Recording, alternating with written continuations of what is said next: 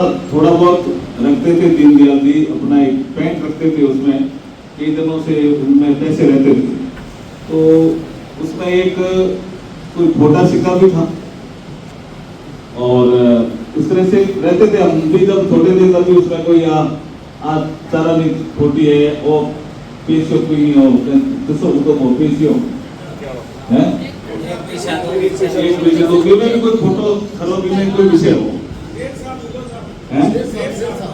शेख साहब। हाँ तो ऐसे कोई कई पैसे थे उनके पास, सब्जी ली उन्होंने, दोनों साथ ही थे।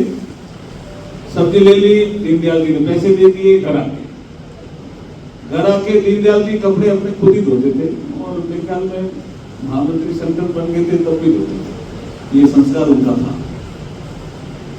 तो जब वो पैसे संभाल करके और नहाने के बाद अपनी दूसरी पैंट में रख रहे थे तो उनके ध्यान में आया कि यार ये खोटा सिक्का था, कई दिनों से आज कहां गया, तो पता चला वो सब्जी वाले को दे। अब उनके मन में ग्लानि हुई, दीनदयाल जी के मन में। तो नाश्ता करने के लिए बैठ ही रहे थे, कोई कार्यकर्ता नाश्ता लाए थे, ऐसे संसद तो बनी गई तो सभी कार्यकर्ता भी आने लग गए थे, पूरी टोली थी उनकी। कानपुर की घटना है। तो जैसे नाश्ता कर लेते हैं तो उन्होंने कहा मेरे से एक गलती हो गई, मैं जब सब्जी लेने गए थे तो बोला सब्जी लेने आप अकेले थोड़ी, मैं साथ ही था। सुंदर सिंह जी ने कहा हाँ। बोला आप तो थोड़े उधर बात करने लगे थे, कोई अखबार वाले से पता नहीं किससे बात करने लगे थे, मैं सब्जी ले रहा था।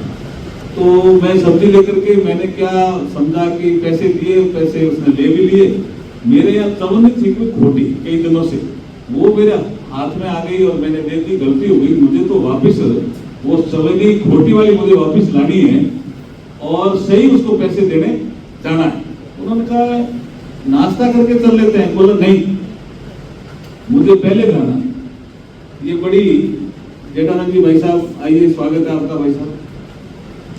एक कथा सुना रहा था तो आप भी होती हुई कि मैं एक श्रेष्ठ सहपाठी के साथ रह रहा हूं। ये उस समय ऐसी अनुभूति होना ये कितनी बड़ी बात। मुझे लगता है इस घटना से सब चीजें अपना आप समझ में आ गई होगी आपके, या नहीं आई? इसके बाद क्या बता, सुधा जी बताए कुछ?